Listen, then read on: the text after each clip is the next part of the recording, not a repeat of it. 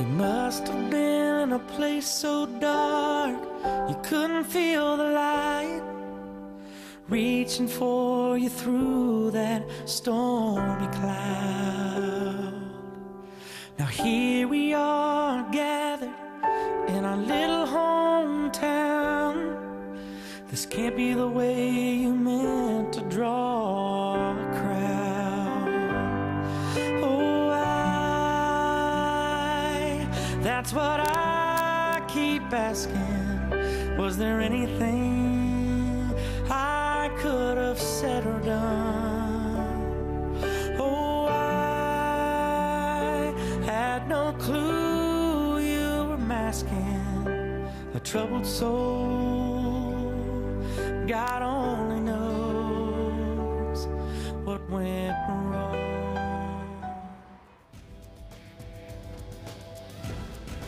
By the end of today, approximately 230 people in South Africa will have attempted suicide. Of these, 23 will have succeeded. In other words, by the end of the show, one of these people will have succeeded. Suicide is said to be the third greatest cause of unnatural deaths in South Africa.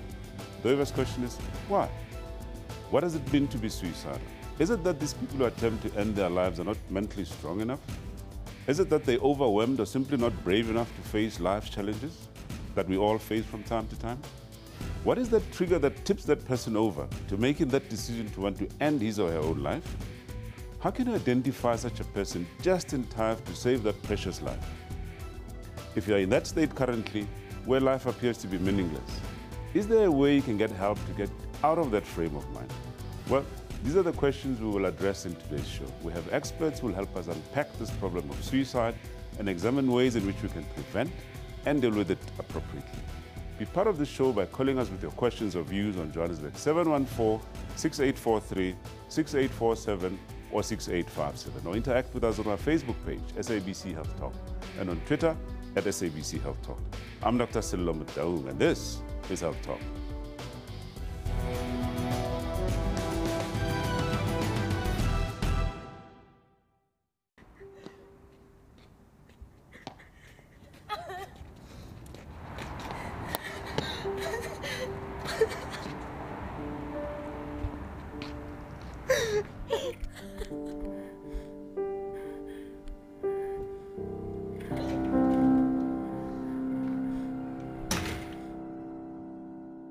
I was failing matric.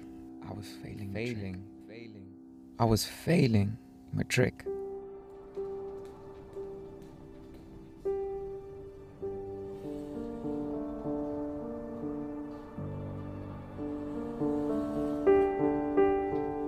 I only lived for the next hit. Next hit. I only lived for the next hit.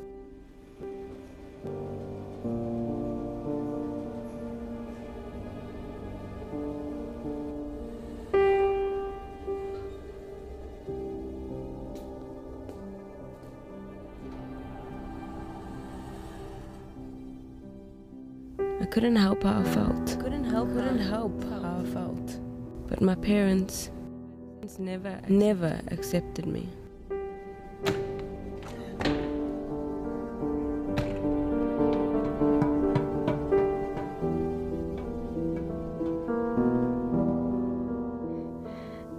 They kept teasing me. They kept teasing me.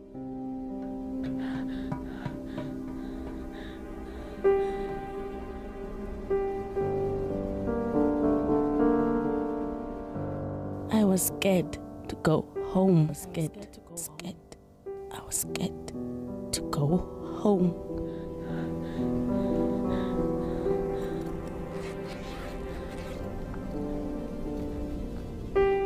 I was surrounded by darkness. I was surrounded by darkness.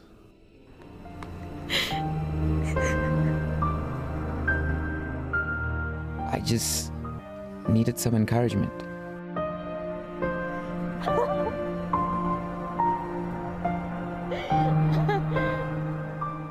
No one told me there was help out there.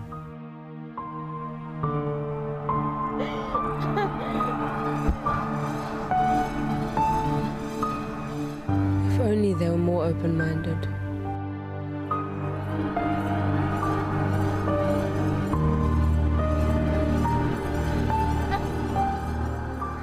I should have told the teachers.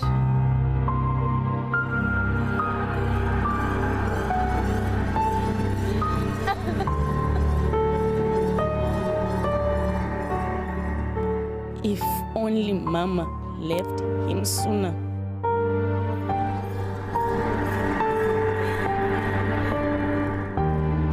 If only someone had pointed me towards the light.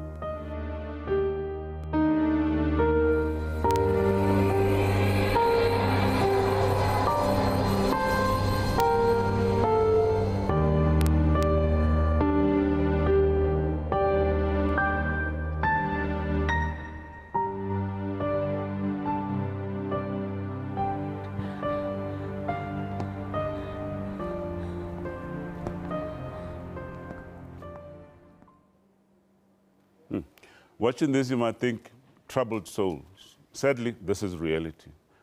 Many attempt suicide, and a fraction of these do succeed. It was not so long ago that we heard of a 14-year-old schoolgirl who jumped to her death at a shopping mall in the west of Johannesburg. A policeman who shot his wife and kids and then himself.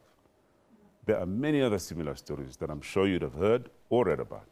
Now let's understand a little more about suicide from our special guests. We have first up Christo van der Westhuizen, who's a psychologist in private practice in Randburg. Christo, welcome to Health Talk. Thank you. And next to him we have Ngululeko Khanyi. Ngululeko is a motivational speaker, but he's got an interesting story to tell because he himself has attempted suicide twice about 6 years ago. Thank you very much for availing yourself for Health Talk and welcome.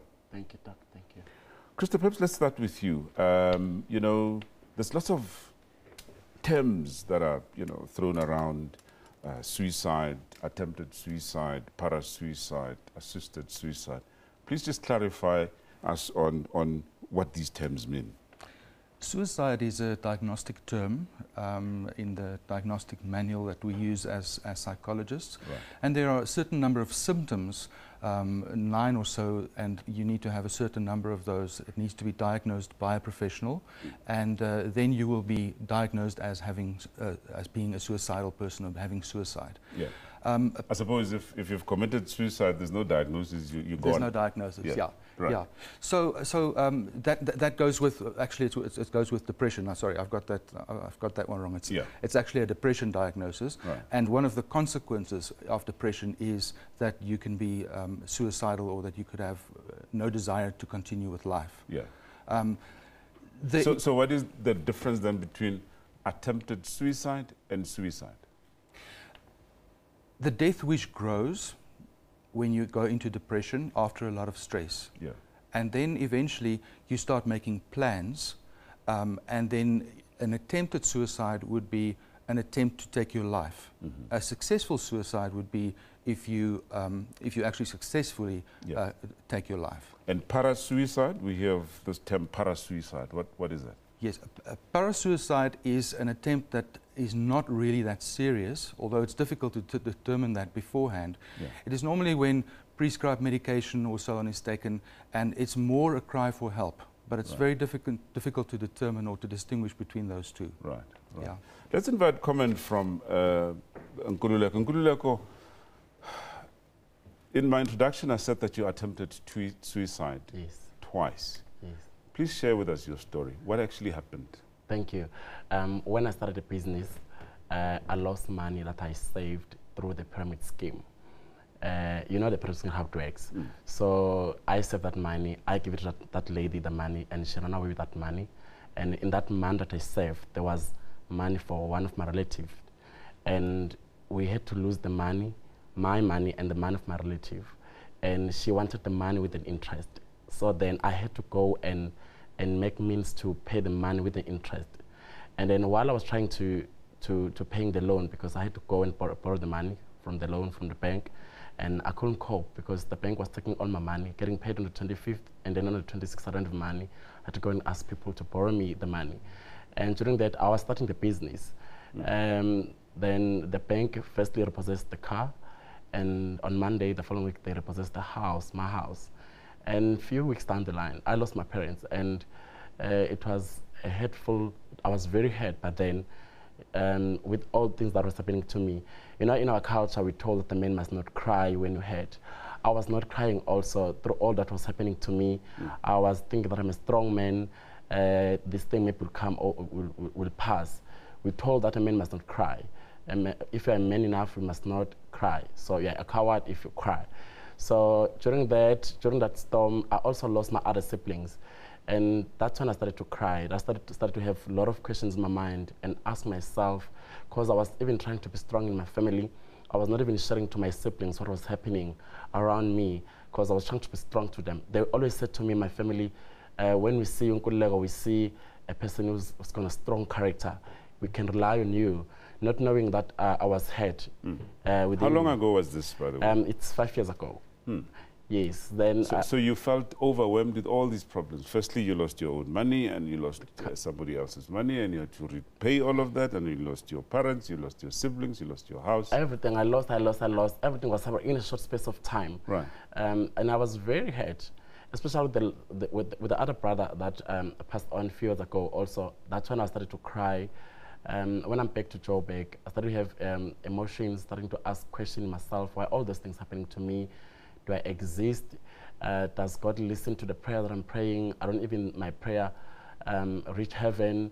I don't think God loves me. No one. There was this spirit, because if the psychologist would tell, most people that attempt suicide or they kill themselves, they kill them at night. When I was sleeping at night, the tears was jumping the nose. I had that spirit of fear in me to say, don't even face tomorrow. No one loves you. You're not important to anyone. You don't have parents and your siblings. No one this. And there was this question of why all these things happening to me. Yeah. How long was that ordeal before you actually attempted for the first time? It was 6 months after the loss of my siblings. Crystal, sure. I mean, clearly, it's a sad story. Yeah. And it's probably a typical story of what a lot of people go through. Now, let's just talk a little bit about the impact, and I'll ask him for his own personal experience just now, but the impact that attempting suicide or even suicide can have in society in general, both firstly on the person that survives and then in the family. I think when a person becomes suicidal, his hope shifts to ending his life. And so when you wake up and you weren't successful, there's incredibly deep defeat. I think that's why the recurrence of suicide happens. But the impact further than that, you're now awake and you didn't succeed, so you've already felt like a failure. Now you're really a failure. And to have to re-engage with life takes tremendous effort. And to go to the place where you actually become a motivational speaker, that takes incredible courage. But that brings hope. And hope is what we need to advocate, because the world is hopeless, and that is what suicide does. Successful suicide, it actually says that there isn't hope. And I find that on some levels there's almost a trend in certain communities. If someone has taken his life in families, there tends to be people who follow their example. So it can snowball in a negative way, but if the person recovers and it becomes a story of hope, it becomes a reason to live. Yeah. So it's not just that you've sorted out your problem, that you're gone, but you're actually leaving major problems for others around you as well. Absolutely. We don't actually realize the impact that we have on others and how powerful our lives are. All right. Okay, now, please stay with us, because after the break, we discuss causes and risk factors for suicide. Don't go anywhere.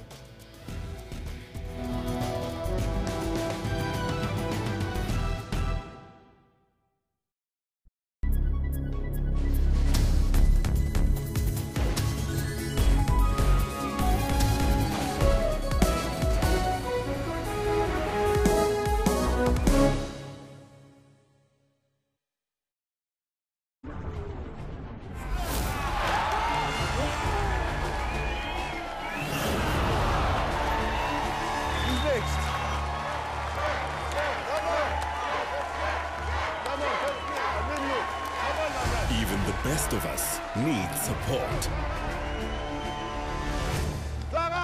Bring all For more than 10 years, we at SEDA have been giving non-financial support to and developing SMMEs as well as cooperatives, helping them to create jobs. SEDA, together advancing small enterprise development.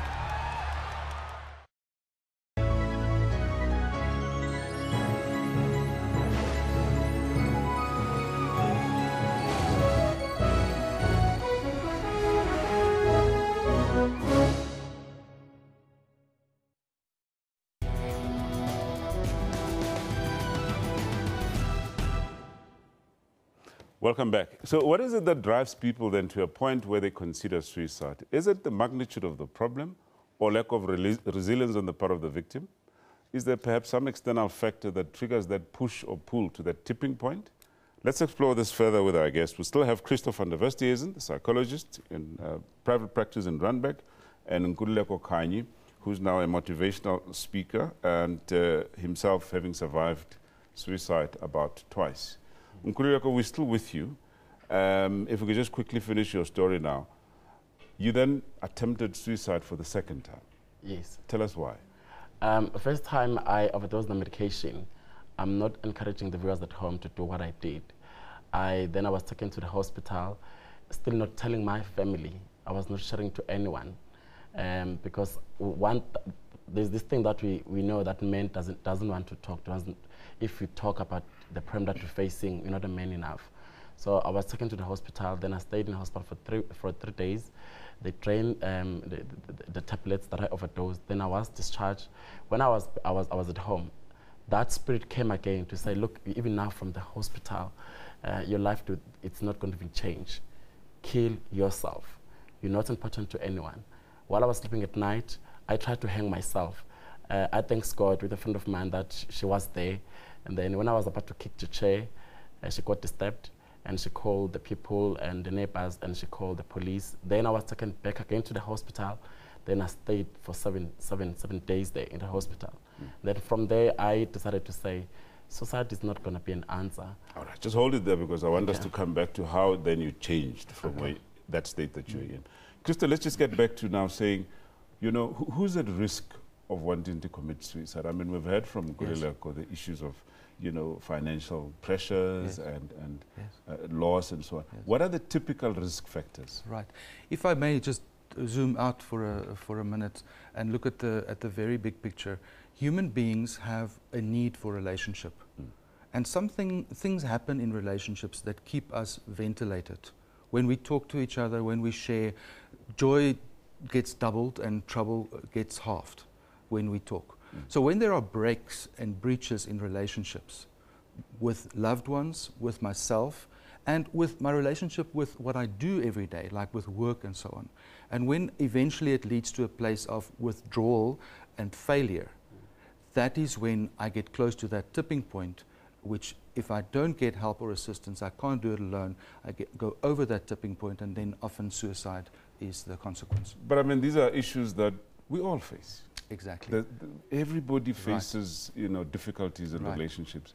What is it that affects others more as compared to the, you know, all of us, for instance? As much as we have the need for relationship in common, we have a unique makeup. Each of us is totally unique. The way we perceive things, some people with an anxiety problem, for example, might have a problem getting up in the morning and going to the shop. Some people might have a problem getting up. Someone might be the CEO of a big company, but it's how you experience subjectively your success or not in life and engaging in relationships and applying yourself.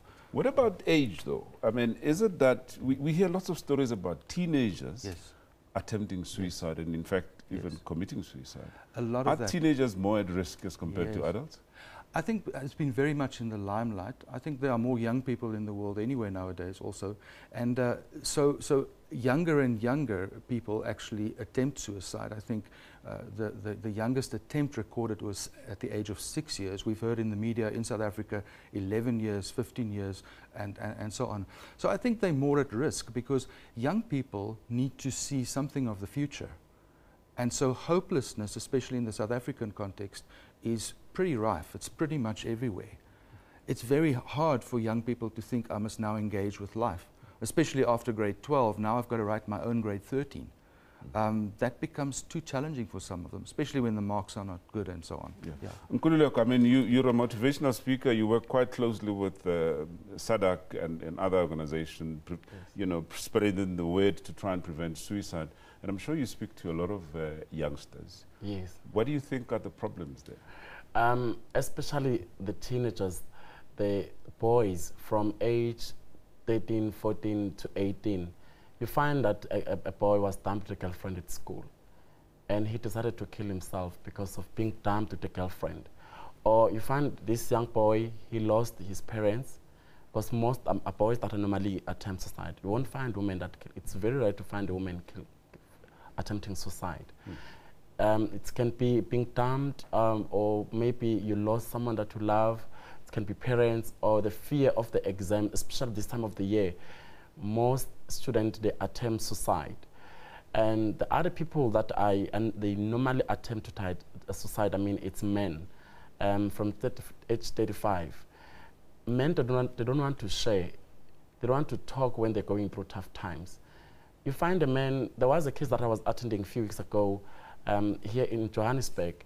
A man decided to kill his wife in front of the kids. Yeah. The boy is 13 and the girl, she's 8 years. Because of the jealousy. Jealousy. Just hold it there, because I believe we have Francis on the line. Francis, good morning and welcome to Health Talk. Good morning, thank you. Yeah, your question of view, please. I'm listening to your program, and I have a son also who's 15 years of age, and he had a drug, or he still has a drug abuse problem, and you know, he's trying to quit, and he talks about hanging himself and all of those things, and I'm worried about him. He even dropped out of school because of this problem. And yeah. All right. Francis, thank you very much for sharing that difficult story with us. If you just keep listening, we'll come back to what is it that you can do and what skills, you know, can be imparted onto that youngster just now. All right. But Christo, I mean, it's another issue around drugs. Yeah. Often substance abuse is a result of trying to cope with life. And with teenagers, with young people in particular, where the group is so important and peer pressure and so on, it becomes almost permissible. It becomes part of a group culture. But then obviously, depending on what each individual's background is, they could be more or less susceptible to actually, instead of being medicated by the substances, being pushed over the edge and eventually going to suicide. Is it that the drugs is the first escape route from some stressor, and that, you know, because they're on drugs all the time, it's an escape route, and sometimes they feel that, okay, because I'm taking drugs, I'm fine now? Or is it that they experiment on drugs with no underlying stress, and it is the effect of the drugs that push them over to suicide? Which of the two is it? Yes, I think it would probably be both of those. There's the need to belong, and then it becomes an experimental thing, and then there can be an accidental overdose and maybe no inclination to actually commit suicide. Right. And then there is the other, in the same group maybe even, who would, Let me just get back to you, Nkululeko. I mean, you've survived this. How have you managed to reorganize your life since then? I was told to take, he can tell. I was advised to take the medication for 24 months. That's what the psychologists and the psychiatrists that they always say. They will give you Ativan, and that drugs that they gave it to me, you'll take. I'm not encouraging the viewers at home not to take the drugs. They will give you they prescribe the drugs to you. You take the drugs, you eat it, then after you finish to drink it, you can sleep until to Durban after 8 hours. But after it's finished in your body, the problem is still there. The pain, the deaths, the anger, the failure, all the questions that we had. So did you get extra help then? I took those drugs, but I found myself to say, look, I'm not going to continue to take this thing. I must apply faith to say things will be okay. It's not the end of life. Things are like this now, but I believe in God. He can change my situation. So now I'm a businessman. Now I travel a lot. Now I speak all over and change people's life. So that's how my life has changed. Well done. And I'm sure your story was well heard by everybody. And I can only wish you well going forward and hope that the message, spreads as widely as possible. Nkululeko, Kanye, thank you very much for your time. Thank you. All right. So just how can we deal with and cope with life stresses? That and more after the break. Stay with us.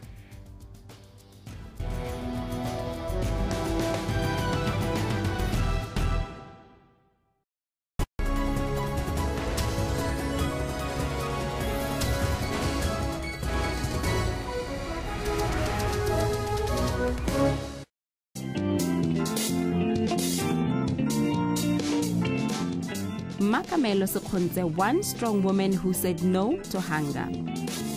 She never allowed circumstances to pull her down.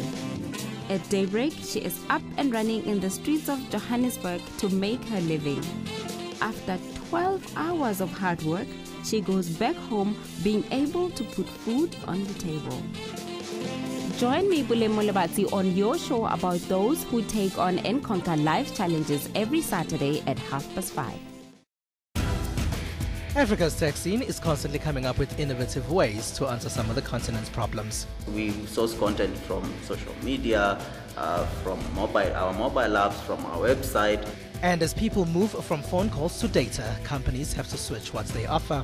People expect to get higher speeds, better quality broadband for less. On Network, we have information on Africa's technology and social media scene.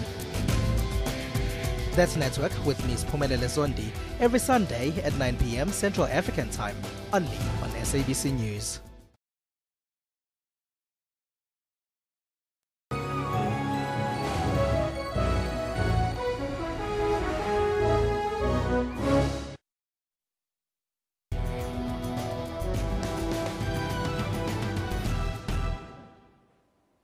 Welcome back to Health Talk. Now, we all from time to time experience stress in our lives. This goes for all of us, by the way, adults, teenagers, and children alike. Some stress is not that bad and can in fact be beneficial in helping us develop skills to deal with difficult situations in life. Now, the problem is when we feel overwhelmed by this stress to a point where we lose the ability to cope and look after ourselves, let alone our loved ones. So how can we develop skills that will help us deal with whatever stress we face in life? Our guests will enlighten us. Now, we have two special guests. First up is Vijay Reddy. Vijay is Associate Trainer and a Certified Life Coach for the More to Life program. Vijay, welcome to Health Talk. Thank you, Selo. Right, and next to her we have Candice Cohen. Candice is the Lifeline Corporate Manager and a counselor herself. Welcome to Health Talk. Thank you very much. All right, before we start, ladies, I believe that we have Bob on the line. Bob, welcome to Health Talk. Hello. Yeah, your question, please. Child, it's not a question. I've got a grandson here. He's 22 years of age. He went to 11 rehabs and he tried to kill himself and he stays with me. I'm doing recycling. I took him to expensive schools. They chase him all over. The father doesn't want to see their child. So I need help. I don't know what must I do. Oh, okay. Thank you for sharing that difficult story with us. Please stay tuned in. We'll show you some numbers and we'll give you tips on what exactly to do, okay? All right. Let's start with you, Vijay. I mean, this is a depressing subject to start with, and we're getting these calls. We've had Nkululeko sharing with us that, interesting but obviously sad story as well, real. Yes. What are some of these, common life stresses that people normally find difficult to deal with? Well, like in Nkululeko's case, he spoke about losing everything. Yeah. And the caller that called now faced with his grandson, who is attempting suicide. Because of drugs. Because of, so what typically happens is when faced with such challenges, our minds interpret these challenges in a way that is not necessarily constructive for us. So I think what our More to Life program offers is people learning tools and skills that will practically enable them to meet these challenges and not allow their mind talk, which is what we call this internal narrative, to rob them of the ability to face these challenges in a proactive and a healthy way.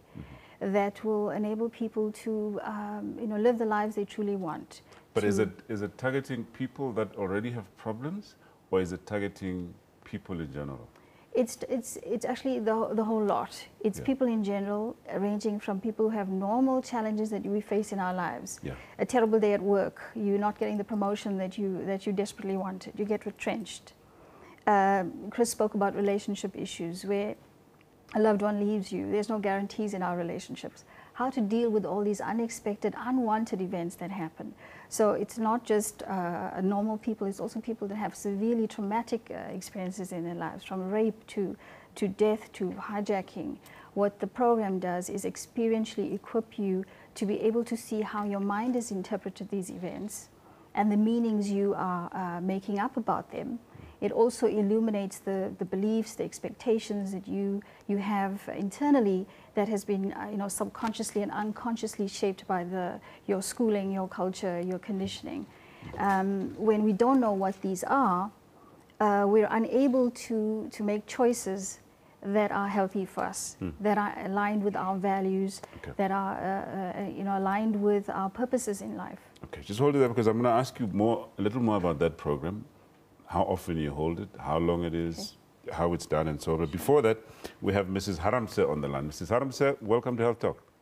Hi, doctor. I'm a depression and anxiety person, been on different medications, just struggling, really. It actually happened since I had a car accident, and then my brother died in my arms 7 years ago. I was admitted in hospital now in May, been on SABC, and they changed it now to Prozac, which is Music or Flonexidine. I'm not coping. I've got a severe burning in the tummy, the throat is burning, pins and needles, and it's just like, for me it feels like the doctors are just adding and adding and adding. And I'm not suicidal. I will never kill myself because I'm a born-again Christian. But sometimes, doctor, it really feels it doesn't stop. It happened since I had the accident. I'm paralyzed one side. And I feel like a burden at the moment for my family. And so I just need advice. I don't know what to do. I had a son that committed twice to kill himself, also been as the effect of me being sick.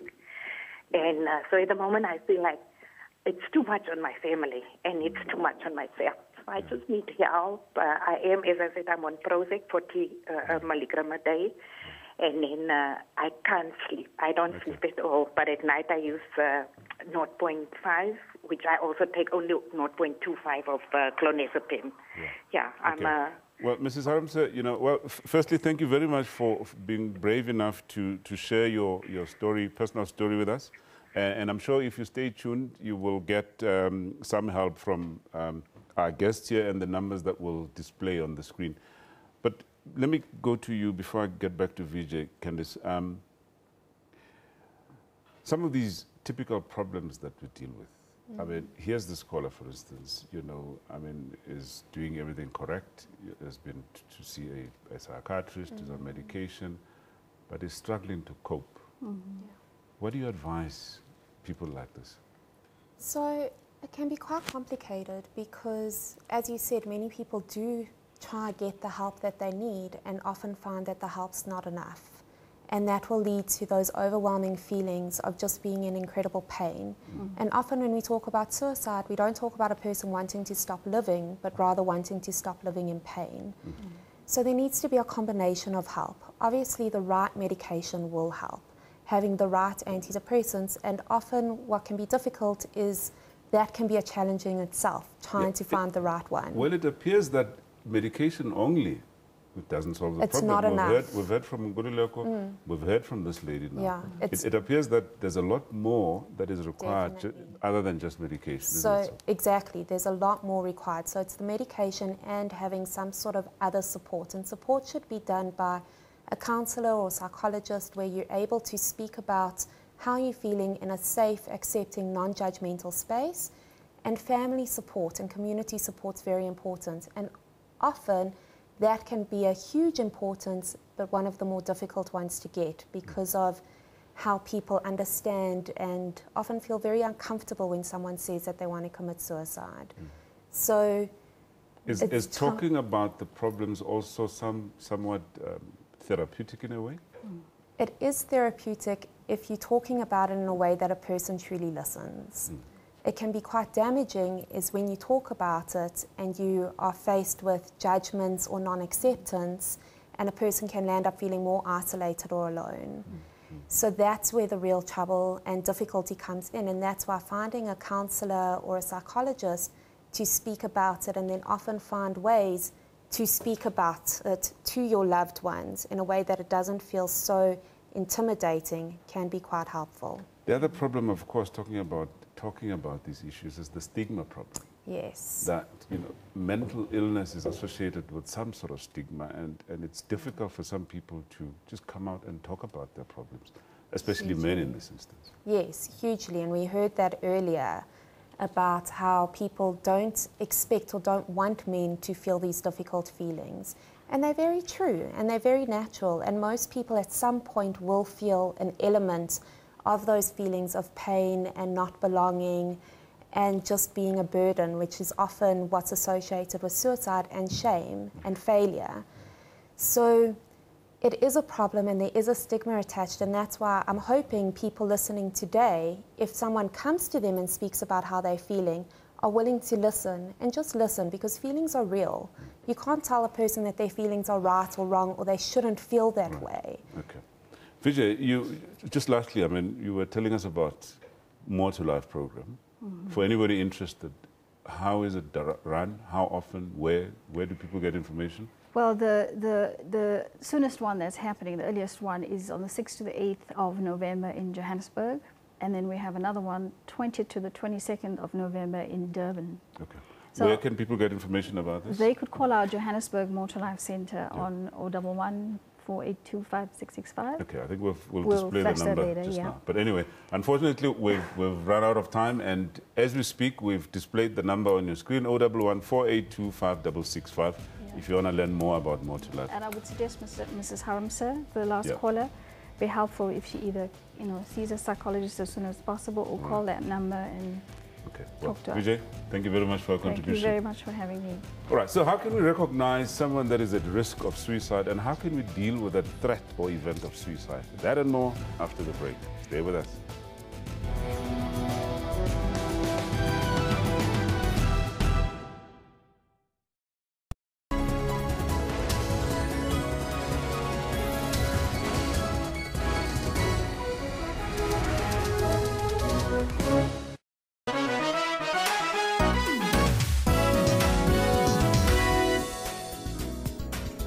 Your World makes it its business every evening to round up the leading local stories and international news to keep you informed all the time.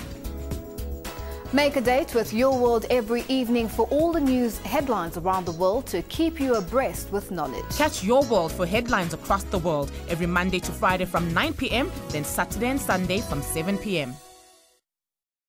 Media Monitor, the title says it all. Can we really afford more job losses at such a critical time in our economy? Join our panel of experts as they unpack and monitor all the leading and breaking news stories making waves in the print and social media platforms. It seems we don't have a famous son-in-law any longer. Levi, what do you say to this? An A-lister. I'll leave this one to Levi. He's the romantic. Watch Media Monitor with me, Alicia Jali, Sundays at 9 a.m. only on the SABC News Channel.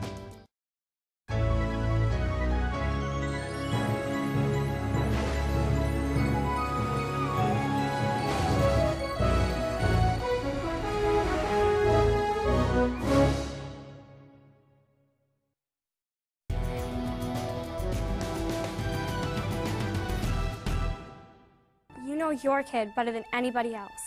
And if you think he's acting different than usual, acting really down, crying all the time for no good reason, or getting really mad, not able to sleep, or sleeping too much, shutting her friends out or giving her stuff away, acting reckless, drinking, using drugs, staying out late, suddenly not doing stuff he used to love, or doing stuff that's just not like him. It might be nothing to worry about. It might just be high school. Or it might be something more. He might be depressed. Not just feeling down, really depressed. It might be Hey, your kid is thinking about killing himself. It happens. More than you think. More than it should. And people say I had no idea. I thought it was just a phase he was going through. I never thought she'd do it. I wish he'd come to me. I wish he'd said something. I wish I'd said something. When it's too late. So if you think your kid's acting different, if she seems like a different person, So if your kid says, I'd be better off dead. I can't live with I'm this. gonna kill myself, take her seriously. Find someone she can talk to about it. Someone who knows how to help. Sometimes kids want to kill themselves because something happened. A breakup, a failure. But sometimes it goes deeper, and it's not going to go away by itself. Get some help. Talk to your doctor. Or a counselor at school. Or your minister. But don't just let it drop. And make sure that your kid always has someone to turn to.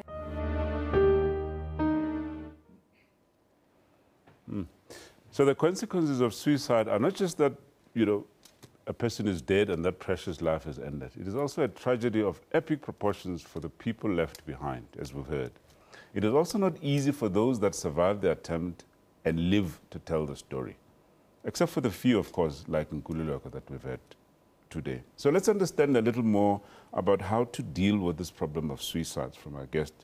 We have Christopher Hestesenbeck, and we still have Candice Cohen, Lifeline Corporate Manager and Counselor.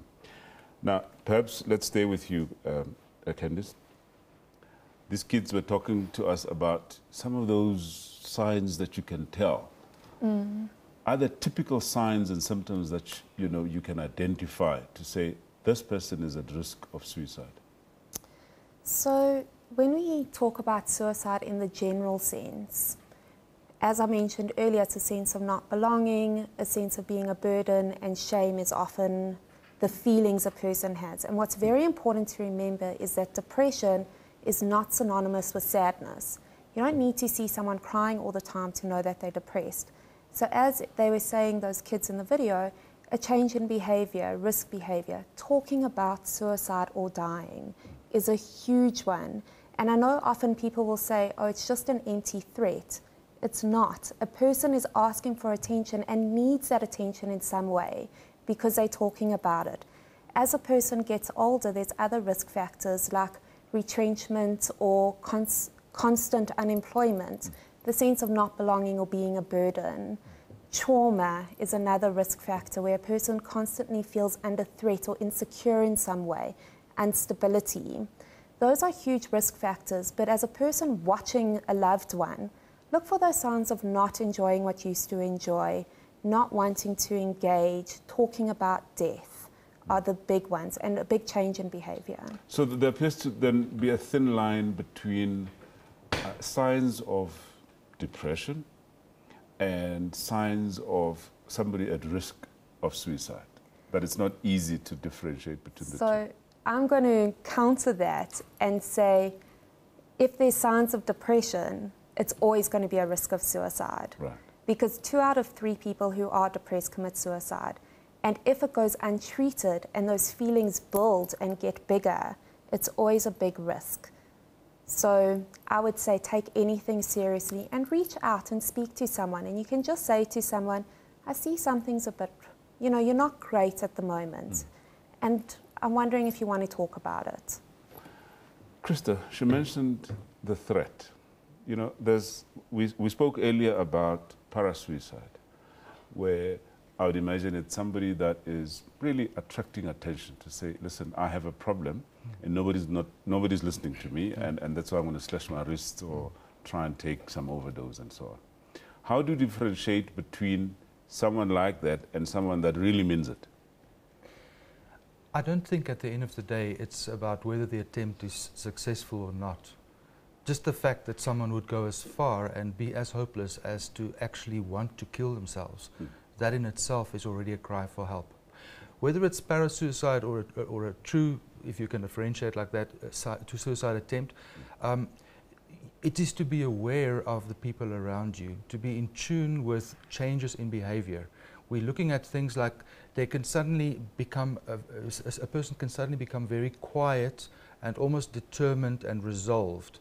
And then they often start executing something that they've planned over a long time. They would say final goodbyes. If someone greets you in a way that's unusually intense, for example, if someone starts returning things they've borrowed and start finishing up, cleaning up their rooms, it's almost like wanting to clean up and then leave, that kind of thing, almost like wanting to depart. But to be in tune of that, but it's important for each individual to be okay in themselves, otherwise you're not going to pick that up. So this is about awareness, but then it's about being aware that you're okay yourself, firstly. Right. Let's get back to real examples now. You know, somebody that has threatened a few times. We've heard from Mrs. Haramse, the son who has actually threatened to kill himself a few times. Firstly, how do you deal with the person that's making the threat, and how do you support the family? Okay, so as a family member or a friend, helping the person who has the threat.